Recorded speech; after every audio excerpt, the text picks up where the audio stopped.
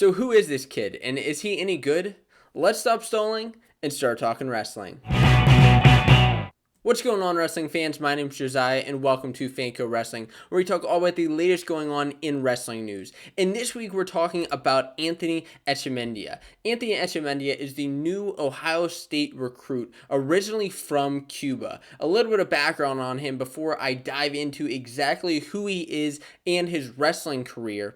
Echemendia is actually a six-time Cuban National Champion. So he's from Cuba, and he is a six-time national champion at the cadet and junior levels. Now, of course, that is at the freestyle style of wrestling, not folk style, which is traditional in the U.S. So he moved to the United States in 2018. He was actually looking for political asylum from his country. So he has a very interesting story that I'd like to share a little bit of here on this video. So Echemendia said when he was asked why he transferred to the U.S. out of Cuba, he said, "It's a hard situation in Cuba, but there are a lot of opportunities in the United States, so that's why I came here." And if you look on his Instagram page, it just seems that he's so grateful for all these opportunities that he's had in the U.S. over these past few years, and he seems to always be eternally grateful and thanking and outwardly thankful of his ability to be in the United States. Now, as far as who he is, as far as wrestling career goes, well, Echemendia came over to the United States in 2018, in October of 2018, and went straight to high school where he was met up with a wrestling coach at Sunnyside High School, which is in Tucson, Arizona. Sunnyside High School, you may or may not know, but it's actually the high school where Roman Bravo Young went to school, and that's also obviously where Echemendia went. Now, Echemendia just went to one semester of school where he did wrestle there from December to February, ended up going undefeated in winning an Arizona State title. So he won an Arizona State title, which was pretty darn impressive, just coming to the United States for a couple of months, winning that. He won a couple of other tournaments in the meantime, but the big one that ended up making a lot of noise for him was whenever he went over to Fargo and won both the freestyle and Greco-Roman divisions. He won both of those, ended up becoming a double champ, as he likes to call it, on a lot of social media platforms. Antony Echemendia won Fargo.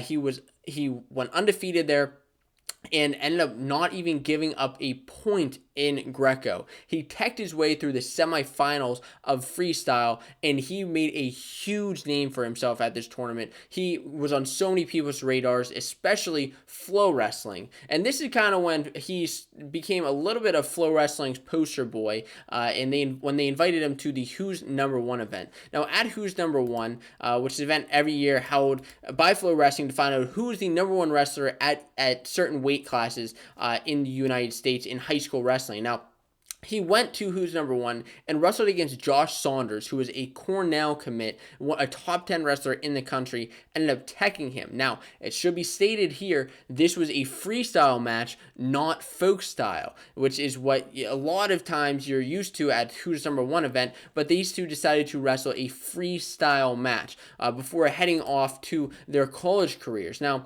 where exactly did Echemendia end up? As I already said, he's ended up at Ohio State, but that wasn't always his original plan.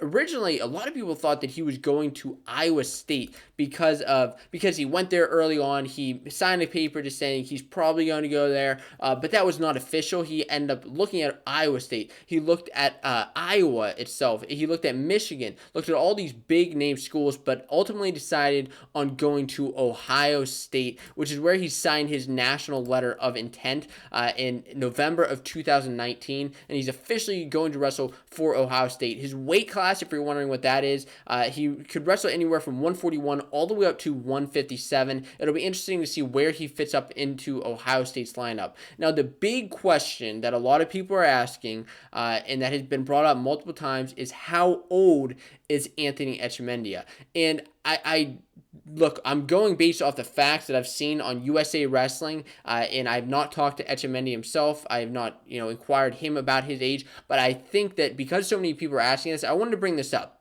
And this is actually brought up in a USA Wrestling article, which I have linked down in the description. All resources are down in the description below. So this is a timeline of Antony Echemendia from the time he entered the U.S. to the time that today. So Echemendia entered the U.S. in 2018, October 2018. But before that, he was held up for 3 months in a detention center. He was held up for 3 months in a detention center where he actually turned 19 years old. Before that, when he was training in Guatemala at an Olympic training center, he was 18 years old just a few months prior to that. But detention center, he turned 19. So that would mean between those months, he turned 19 years old. In 2020, he turned 20 years old. And of course, that means going into the 2021 season, he will be turning 21 years old. Now, why this is such a big point of discussion, and if does this actually even matter? Well, there are wrestlers who, with the redshirt years, with the Olympic redshirt years, with medical redshirt years, they are a little bit older than what their typical other people in their class would be. And that kind of seems to be the case with Echemendia. And yeah, he did run into issues, unfortunately, with trying to get accepted to Ohio State and transferring from Cuba to the United States. I'm sure that's such a big hassle and such a big problem. But the big question here is, what do you think about Antony Echemendia? Do you think he's just too much of a Flow Wrestling poster boy, or are you excited to see how he does? Personally, I'm excited to see how he does. Now, if you're looking for more wrestling-related content, I recommend that you check out this video right here. You're going to love it.